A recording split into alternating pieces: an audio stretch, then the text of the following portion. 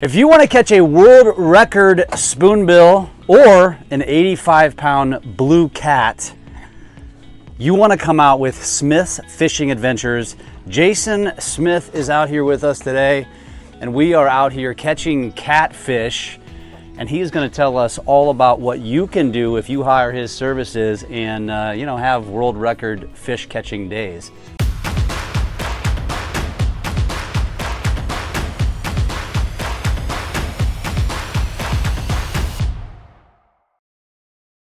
All right, this is the third time we've set the microphone, set the camera up to do this interview, because every time we do it, we get a fish on.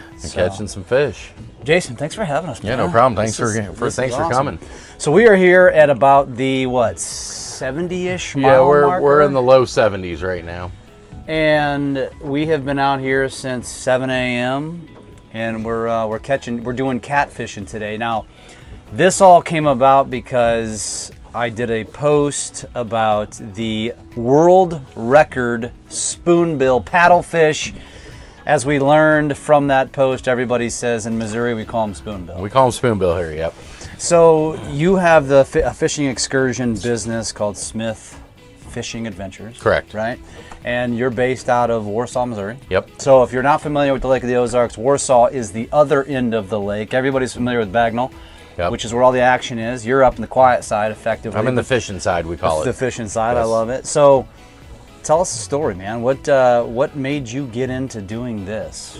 I kind of fell into it, a lot of passion, and I guess I'm pretty good at it. So people wanted to start paying me for fishing, and I had a need to retire at the lake and be able to work for myself down here, and I've been self-employed for 15 years now, and couldn't imagine going to work for someone else, and this is a way for me to accomplish all those goals. So. That's awesome. That's awesome. And so, catfish. We're catfishing today. The first thing I asked you when we connected was, are we going to go bass fishing? Because it's just, I guess, I don't know, that's the sexy thing you see on TV. That's what everybody thinks. And right there, catch fish. We got another fish on. We got a fish on. There we're gonna have to pause this for a second, and we're going to go get this. Is he still there? Keep reeling. Feel him out there? All right, so as I mentioned before we got interrupted by another fish, not bass, you're doing catfish, you do crappie, and of course we know about the spoonbill. So maybe talk us a little bit about that. So let's actually stay on the spoonbill first, okay, because spoonbill season is very it's a tight window. Yeah, March 15th to April 30th. It just ended 4 days ago now. Okay, so at the time of this recording, we're on May 4th right now, and we are catfishing. You said that the crappie season really kicks up in a couple of weeks. For me, yes, yeah. For you, yep. Okay. And so if somebody is looking to come down here to the lake and do fishing, give us the times of year that are the optimal for each species that you fish for. All right. Pretty much I fish, we'll just start with right now, starting May 1st. We just came out of spoonbill season. I only spoonbill fish from March 15th through April 30th. I do offer combo trips where we go spoonbill and catfishing, or spoonbill and crappie fishing. I also, after May 1st, I primarily target blue cat for about the first 3 to 4 weeks until about June 1st. Once we hit June 1st, I go to crappie trolling and walleye trolling. I fish for walleye also on Lake of the Ozarks in Truman. So I do crappie trolling and walleye trolling until about August, and then after August I get back into blue cat fishing. And then I blue cat all the way through winter, all the way till March 15th again, snagging season. I also offer some winter crappie trips as well. Awesome. Winter crappie. Okay, so if I was watching this and thought to myself, okay, Jason, what is the optimal time, because you mentioned this to us, like guaranteed time I can come down here, book you, and we are going to have a heyday of catching fish? When is that? The funny thing is, it is January, February, and March. It's interesting. So when the coldest weather is whenever blue cat is absolutely on fire, and really the blue cat fishing is good all the way through the middle of May, end of May, but that winter bite, all the fish in the whole lake congregate in these huge schools of fish, all the bait congregate, and we can go out there, and I've had 100 fish in 4-hour days during that time of the year. Wow. So we do good during snagging season and stuff too with combo trips, but really the heyday of my blue cat year is anytime after January 1. That's amazing. So, and then let's go back to the spoonbill. I mean, I think that's kind of that's a species, first of all, that if you're not familiar with it, you look at that fish and it looks kind of scary looking. It's very prehistoric. Yes. Yeah, you know, it's a no-bone fish. It's our largest fish in our waters, and it eats the smallest thing. It eats plankton. It doesn't, yeah, it doesn't eat, right. It's a bottom feeder, effectively, right? For the people that are watching this that don't know about our spoonbill, a couple facts is our spoonbill are stocked for us to do this in this lake. It is natural to the river that made this lake, but because we're dammed at both ends, they have to stock those fish in here for us to enjoy paddle fishing. Second thing about that fish is they eat plankton and little bitty insects, and the biggest fish in our waters eat the smallest things. So we can't catch them with standard baits and artificial lures. You have to snag these fish.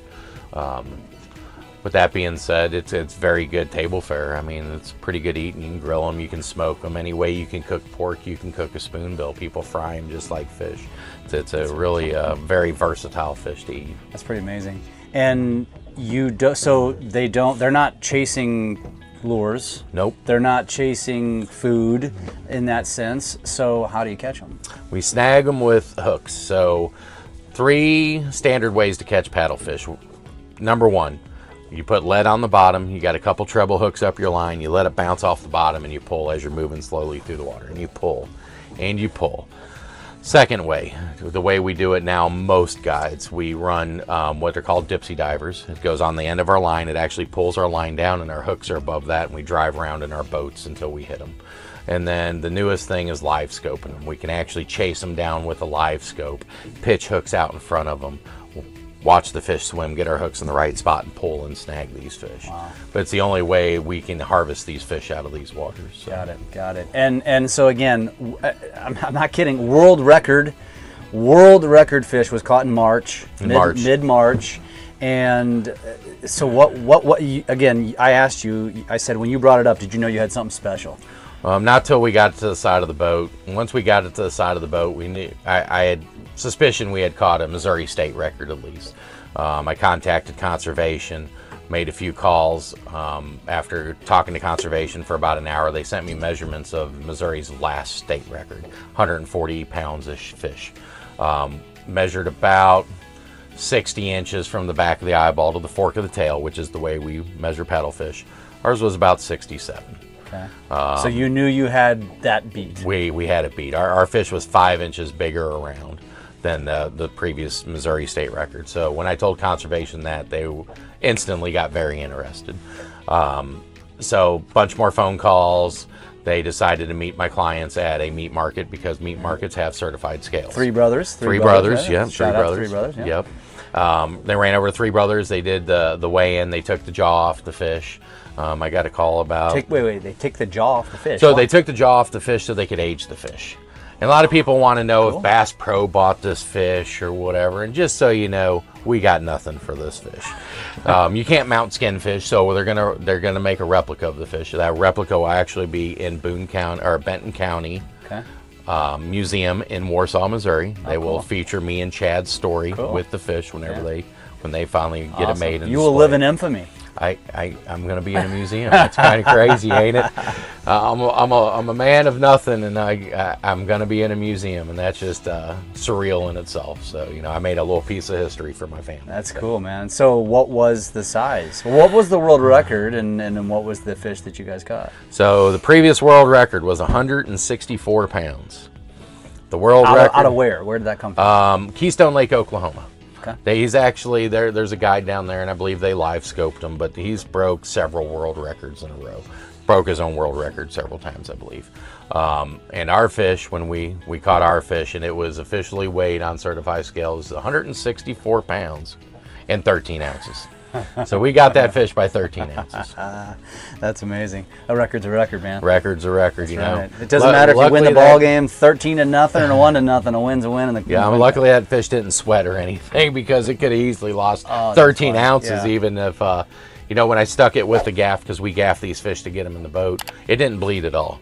and we thankfully it didn't bleed, because if that fish would have bled, we probably would have bled 13 ounces right out of a fish. Wow. So we were very fortunate with that fish, and that we, you know, such a small margin to beat a world record on a fish that's so big. Yeah. So yeah. So they took the jaw out to age it. Correct. Which then, what was the age of this fish? This fish came back at 32 years old. 32. And what is the? Do you know what the average? How long does a spoonbill typically live? They believe in Missouri an average lifespan of a spoonbill is 25 to 35 years old. Wow, that's crazy. Now, I also mentioned in the intro that if you want to catch a world record fish, cash 6. Just wait a second. Wait a second. Again. See if it hits it again. This is live. Oh, we'll keep cash on it and yeah, that's right. See what happens. That's right. My stepson's here reeling in all the fish.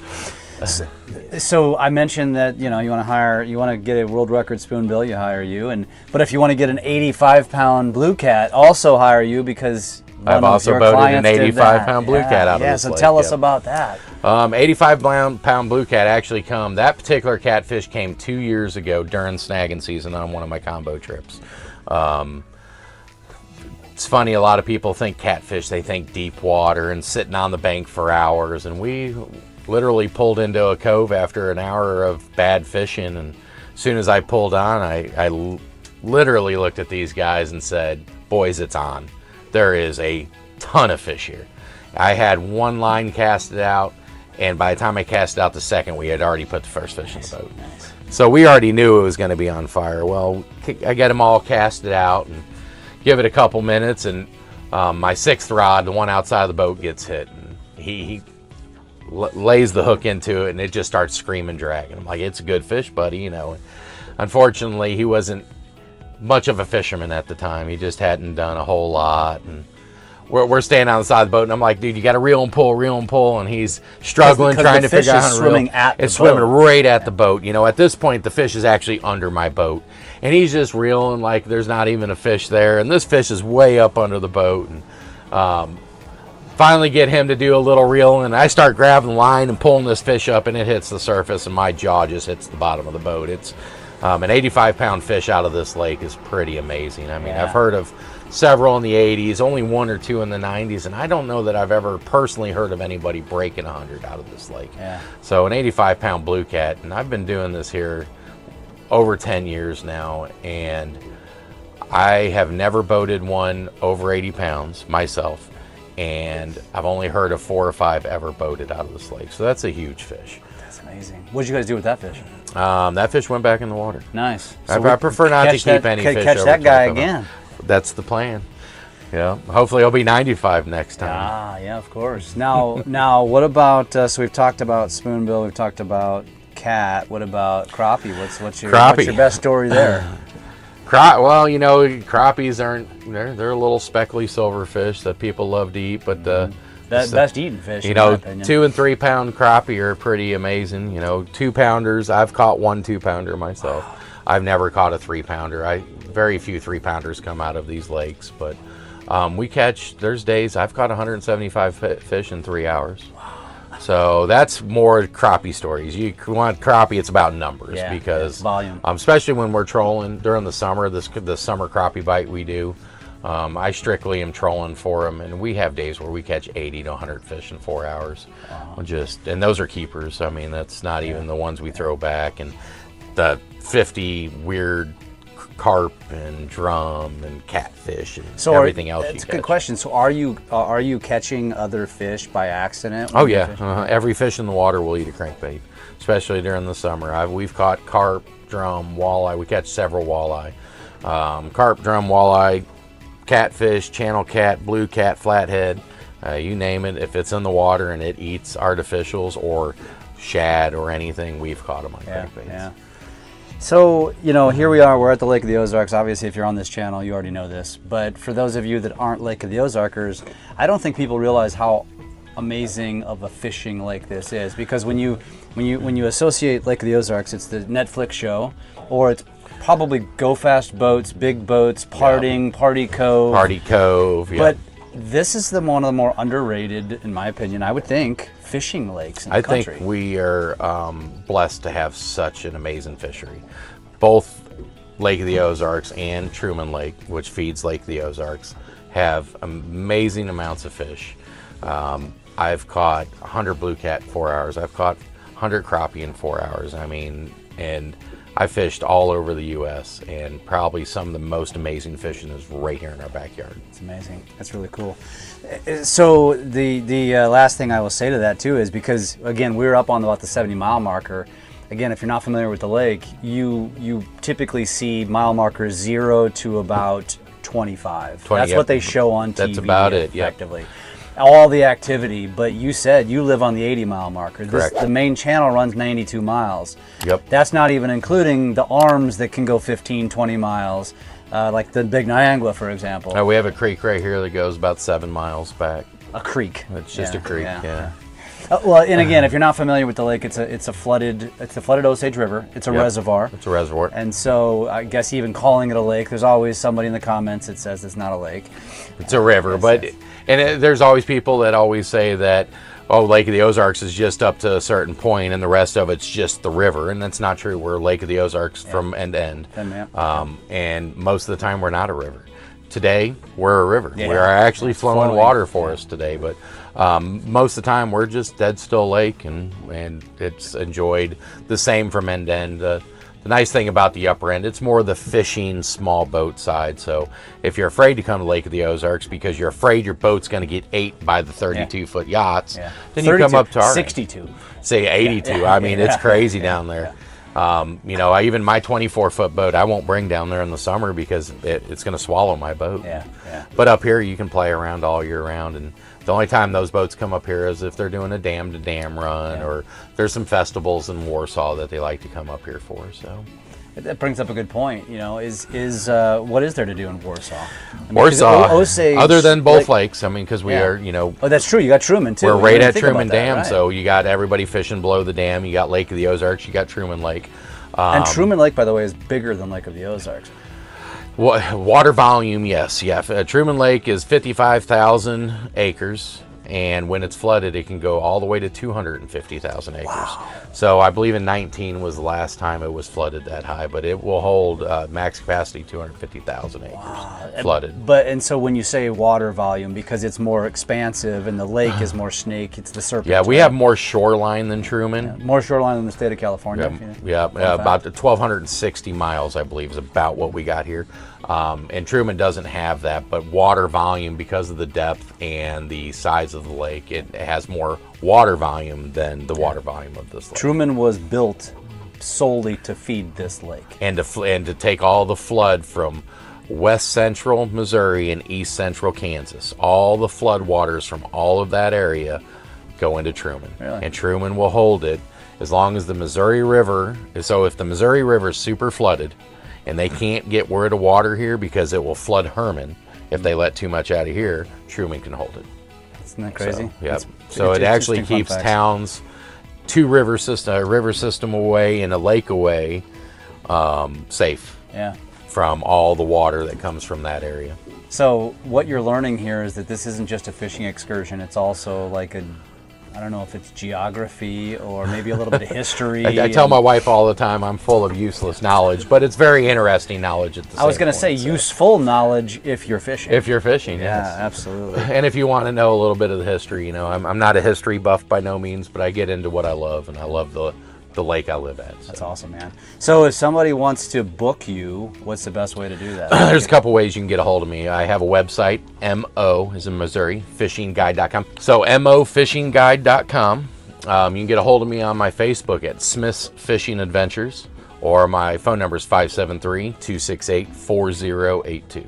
Awesome. And do you book, I think you've already established 365? As long as weather permits? 365 days of the year. As long as it's not I probably won't work on Christmas, but I'm going to tell you, I've worked on Thanksgiving before. Yeah. So if somebody wants to fish, I'm all about it. You know, I get enough time off that if somebody wants to fish. You get to fish for a living. I get, this is my office every day. Oh, it's beautiful. You know, I still wake up at 3:30 in the morning, which sometimes, you know, no matter what your job is, you wake up at 3:30 and you're like, dang, it's 3:30. But as soon as I show up to my office, it don't get no better. Yeah, ain't that the truth? So if somebody wanted to book you, I mean, literally Monday through Sunday, I mean, it doesn't Monday through Sunday, it doesn't matter to me as long as I'm not previously booked, or I'm getting old. I get doctor's appointments and stuff. But as long as I'm not held up by one of those reasons, I'm available to fish. Awesome. So give us those connection points one more time. Yep. mofishingguide.com. Smith's Fishing Adventures on Facebook, and phone number is 573-268-4082. Let's go catch some more fish. Let's do that. All right, brother. Thanks, man. No problem. Thank you.